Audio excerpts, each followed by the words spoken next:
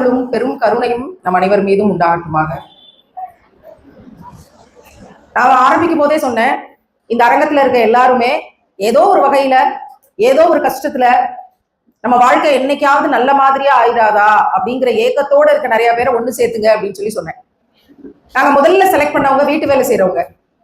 ஒவ்வொரு வீட்டுக்கும் போய் அவங்க சாப்பிட்டு போட்ட பாத்திரத்தை எல்லாம் கழுவி அவங்க வீட்டை கூட்டி சுத்தம் பண்ணி தொடச்சு நான் நினைச்சு பார்ப்பேன். அப்படி என்னைக்காவது இவங்களுக்கு பாத்திரம் கழுவி இவங்களுக்கு வீடு கூட்டி இவங்களை உட்கார வச்சு இவங்களுக்கு உதவி செய்யறதுக்கு யாராவது வருவாங்களா? இல்ல உங்க வாழ்க்கையெல்லாம் இப்படியே தான் போயிருமா அப்படி நான் நிறைய நினைச்சு பார்த்திருக்கேன். அப்படி இருக்கும்போது அவங்களெல்லாம் கூப்பிடுங்க. அவங்களுக்கு பெருசா ஆளுக்கு 1 கோடி ரூபாய் கொடுத்து நம்மளால அனுப்ப முடியாது. அவங்க வாழ்க்கையவே புரட்டி போடுறதுக்கான எந்த பெரிய விஷயத்தையும் நம்மளால செஞ்சிட முடியாது. ஆனா உங்களுக்காக நாங்க இருக்கிறோம், உங்களுக்கு ஏதாவது கஷ்டம்னா எங்ககிட்ட நீங்க சொல்லலாம் அப்படின்னு சொல்றதுக்கு இந்த உலகத்துல ஆள் வேணும்ல. அதனால அவங்களை எல்லாம் ஒண்ணு சேர்த்துவோம் அப்படின்னு முதல்ல நினைச்சோம். அடுத்து நாங்க செலக்ட் பண்ணது துப்புரவு பணியாளர்கள். நம்ம ஊரையே கூட்டி சுத்தம் பண்றாங்களே, நம்ம சௌரியத்துக்கு குப்பை போடுறோம். கடற்கரைக்கு போக முடியல, அவ்வளவு குப்பைகள் சாப்பிட்டு அந்த டப்பாவையும் குழம்புகளை கீழே ஊத்தி ஐஸ்கிரீம் குச்சி கவரு. இந்த மக்களுக்கு எதை பற்றியும் கவலை இல்லை. காலையில இந்த குப்பையை ஒருத்தவங்க அள்ளணுமே, அதை பத்தி யோசிக்கிறதே இல்லை. ஆனா அந்த குப்பை அள்ளக்கூடிய சகிச்சுக்கிட்டு வாழ்க்கையில ஒரு புறக்கணிக்கப்பட்டவங்களாக இருக்கக்கூடிய அவங்களுக்கு நம்ம அழைப்பு கொடுப்போம் அப்படின்னு 2வது துப்புரவு பணியாளர்கள். 1 வீட்டு வேலை செய்யறவங்க, அடுத்து துப்புரவு பணியாளர்களை தேர்வு பண்ணோம். அதுக்கப்புறம் நம்மளை சுத்தி இருக்கக்கூடிய கிராமங்களை போய் பாருங்க. இதாவது கொஞ்சம் பெரிய ஊரு, ஆனா கிராமத்துக்குள்ள இருக்கிறவங்களுக்கு நம்ம அழைப்பு கொடுப்போம். சின்ன சின்ன கிராமத்துல கஷ்டப்பட்ட மக்களை தேர்ந்தெடுத்து அவங்கள அழைப்பு கொடுப்போம் அப்படின்னு 3வது அவங்களுக்கு அழைப்பு கொடுத்தோம். அப்ப நம்ம முஸ்லிம்களை மட்டும் கூப்பிடலாமா, மாற்று சமூகத்தை கூப்பிடலாமான்னு கேட்கும்போது அப்படி இல்லை. பசி எல்லாருக்கும் தான், வயிறு எல்லாருக்கும் தான், போராட்டம் எல்லாருக்கும் தான். கஷ்டப்படுற பெண்களை எல்லாம் இந்த கூட்டத்துல ஒண்ணு சேர்ப்போம் அப்படின்னு நம்ம சேர்த்திருக்கிறோம். என்ன, நான் தலைக்கு துணி போட்டிருக்கேன், வேறு சமூகத்துல இருந்து வந்தவங்க தலைக்கு துணி போடாம இருக்கோம், அவ்வளவுதான் வித்தியாசம். பெரிய ஆடம்பரமா இங்க யாரும் ட்ரெஸ் போட்டு வரல, உடல் அழகை வெளிக்காட்டுறதுக்காக யாருமே இங்க ட்ரெஸ் போடல. அந்த வகையில நம்ம எல்லாருமே ஒரே கூட்டத்துலதான் நிக்கிறோம். கண்ணியமான உடை அணிந்தவர்கள் அப்படிங்கிற கூட்டத்துலதான் எல்லாரும் நிக்கிறோம் அப்படின்னு நான் நினைக்கிறேன். ஆனா எனக்கு ரொம்ப கவலையான விஷயம் என்னன்னா, இந்த வீட்டு வேலை செய்யறவங்க அப்படிங்கிறதுல முடி நரைத்தவர்களும் இருக்கிறார்களே அப்படின்னு பார்க்கும்போது எனக்கு ரொம்ப கவலையா இருக்கு. அப்ப அவங்களுக்கு எப்ப ரிட்டையர்மெண்ட்? அவங்க பிள்ளைகள் எங்க? 50 வயசுக்கு மேல 55 வயசுக்கு மேல ஒரு தாய் இன்னும் வீட்டு வேலை செய்யணுமா அப்படிங்கிற கேள்வி ஒரு வழி நிறைஞ்ச கேள்வியா அந்த நேரத்துல எனக்கு இருக்கு. இந்த பசியாற்றும் திட்டத்தினுடைய 200வது வாரம், கிட்டத்தட்ட 4 வருஷத்துக்கு முன்னாடி நான் ஃபாத்திமாவா மாறாம வெறும் சபரிமாலாவாக இருக்கும்போது தனியாக இருக்கிறேன்.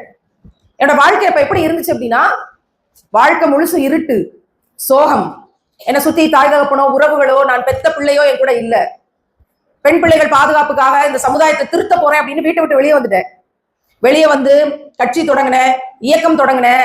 பெண் விடுதலை கட்சி, பெண் விடுதலை இயக்கம் அப்படின்லாம் தொடங்கி வரதட்சணைக்கு எதிராக, கல்யாணம் கட்டுனா பொம்பளை பிள்ளைக்கு ஏன் நகை போட்டுதான் கட்டணுமா, நகை போட முடியாது அப்படின்னு போராட்டத்தை முன்னெடுத்தேன். பொம்பளை பிள்ளைகளுக்கு பீரியட்ஸ் வந்துருச்சுன்னா வீட்டை விட்டு ஒதுக்கி வெளியே உட்கார வச்சிருவாங்க 7 நாளைக்கு. அதுக்கு எதிராக போராடினேன். சாதிக்கு எதிராக போராடினேன். தாழ்த்தப்பட்ட சாதி, ஒடுக்கப்பட்ட சாதி, இந்த சாதியெல்லாம் இறைவனோட காலில் இருந்து பிறந்ததுனால அவங்க எல்லாம் டாய்லெட் தான் கிளீன் பண்ணணும், தோல் ஃபேக்டரியில தான் வேலை செய்யணும், அவங்களை எல்லாம் வீட்டுக்குள்ள விட மாட்டோம், தொட்டா தீட்டு, அப்படி சாதிக்கு எதிராக நான் போராடி கொண்டிருந்தேன். பெண்களுக்கு ஏன் இவ்வளவு பிரச்சனை? பாலியல் வன்கொடுமை, கல்யாணம் பண்ணிட்டு போய் புருஷனே அடிக்கிறான், குடும்ப வன்முறை, இதெல்லாம் என்னது?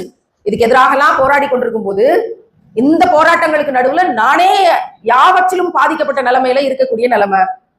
ஏன்னா என்னை சுற்றி நல்லவங்க யாரும் இல்ல. நம்ம வீட்டுக்குள்ள 5 பேரு வீட்டுல சொந்த பந்தங்களோட நம்ம உறவுக்காரங்களோட இருக்கும் போதே அவ்வளவு பிரச்சனை. உலகத்தோட பிரச்சனையை எதிர்த்து, பெண்களுக்கான எல்லா பிரச்சனையும் எதிர்த்து இதை தீக்கிறதுக்காக நான் வெளியே வர்றேன், போராட போறேன். குழந்தைகளுக்கு பாலியல் வன்கொடுமை நடக்குது, இதை தடுக்கணும் அப்படின்னு வெளியே வரும்போது எவ்வளவு பிரச்சனை இருக்கும், எவ்வளவு சிக்கல் இருக்கும், எவ்வளவு சூழ்ச்சி இருக்கும். நல்லவங்களையே யாரையுமே பார்க்க முடியல, அவ்வளவு சூழ்ச்சி. நான் செய்யற வேலைகளை தடுக்க பார்த்தாங்க, என்னோட கார் அடிச்சு நொறுக்கப்பட்டுச்சு. ரொம்ப பெரிய போராட்டத்துல இருந்தேன். வாழ்க்கை இருட்டு மட்டும்தான். ஒரு நல்ல ஆள் என்னோட வாழ்க்கையில இல்ல. என்னோட சுத்தி வேலை செய்யக்கூடிய ஆட்கள் இல்ல. கண்ணுக்கு முன்னாடி புகழ்ந்து பேசுறாங்க, பின்னாடி போனா நம்மள காலை வாரி விடுறதுக்கு என்ன செய்யறது? இப்படியான சூழ்நிலையில தான் நான் 4 வருஷத்துக்கு முன்னாடி திருக்குரான் படிக்கிறேன். எனக்கு திருக்குரான்னா என்னன்னு தெரியாது, முஸ்லிம்களை யாரையும் தெரியாது. அப்ப திருக்குரான் படிக்கிறேன்.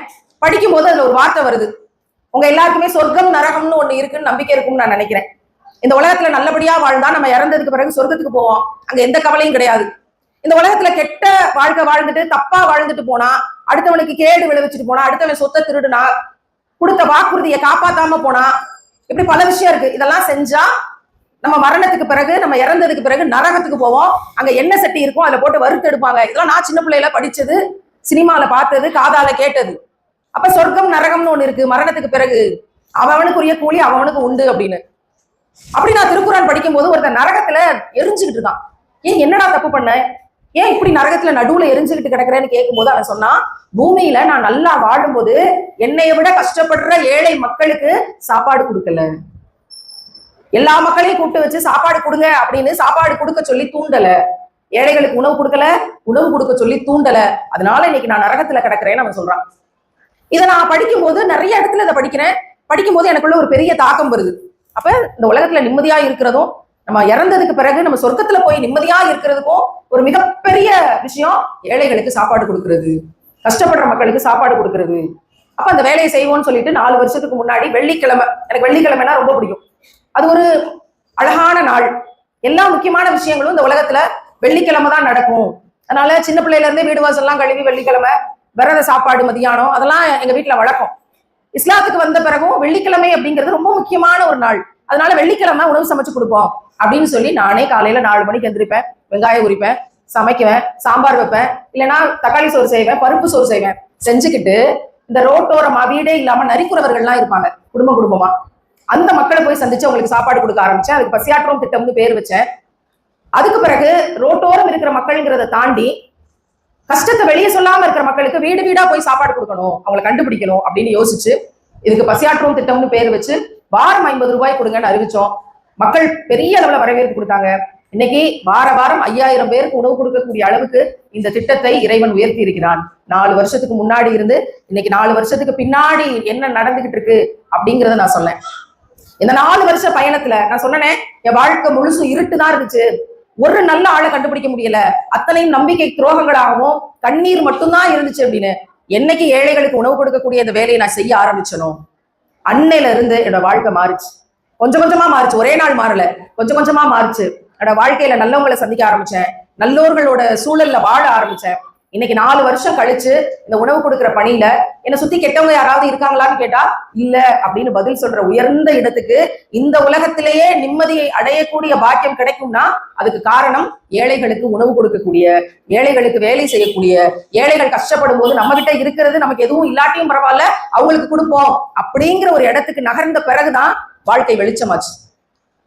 அதனால நான் இங்க இருக்கிற கஷ்டப்படுற எல்லா மக்களுக்கும் சொல்லிக்கிறேன், நீங்க கஷ்டப்பட்டாலும் பரவாயில்ல, வாரம் ஒரு நாள் ஒரு வேளை சாப்பாடு யாராவது ஒருத்தருக்கு கஷ்டப்படுற மக்களுக்கு அடுத்த வீட்டுல இருக்கவங்களுக்கு கொடுங்க, உங்க கஷ்டம் மாறும். நானே தான் கஷ்டப்படுறேனே, நான் எப்படி கொடுக்கறதுன்னு நினைச்சா கஷ்டம் மாறாது. நான் கஷ்டப்பட்டாலும் பரவாயில்ல, இன்னைக்கு நான் நல்ல சோறு சமைச்சிருக்கேன், நான் இன்னைக்கு இந்த சாப்பாட்டை யாராவது ஒரு கஷ்டப்படுற ஏழைக்கு கொடுக்குறேன் அப்படின்னு நீங்க ஆரம்பிங்க. ஒவ்வொரு வெள்ளிக்கிழமையும் யாராவது ஒருத்தருக்கு சாப்பாடு கொடுப்பேன் அப்படின்னு நானே சமைச்சு கொடுப்பேன்னு ஆரம்பிங்க. உங்க வாழ்க்கையும் 4 வருஷத்துல மாறலாம். நீங்களும் என்ன போல சொல்லலாம், 4 வருஷத்துக்கு முன்னாடி கஷ்டத்துல இருந்தேன், சாப்பாடு கொடுக்க ஆரம்பிச்சேன் ஏழைகளுக்கு, இன்னைக்கு என் வாழ்க்கை மாறிடுச்சு, நான் நிம்மதியா இருக்கேன், என்னோட பிள்ளைகள் இன்னைக்கு என்ன நல்லா பாத்துக்கிறாங்க, அவங்க எல்லாம் சிறப்பா சம்பாரிச்சு நிறைய பேருக்கு உதவி செய்யறாங்க அப்படிங்கிற இடத்துக்கு வந்திருக்கோம்னு நீங்களும் நாளைக்கு சொல்லலாம். எனவே நீங்க கஷ்டப்பட்டாலும் ஏழைகளுக்கு உணவு கொடுங்க, உணவளிக்கக்கூடிய வேலைகளை செய்ய ஆரம்பிங்க.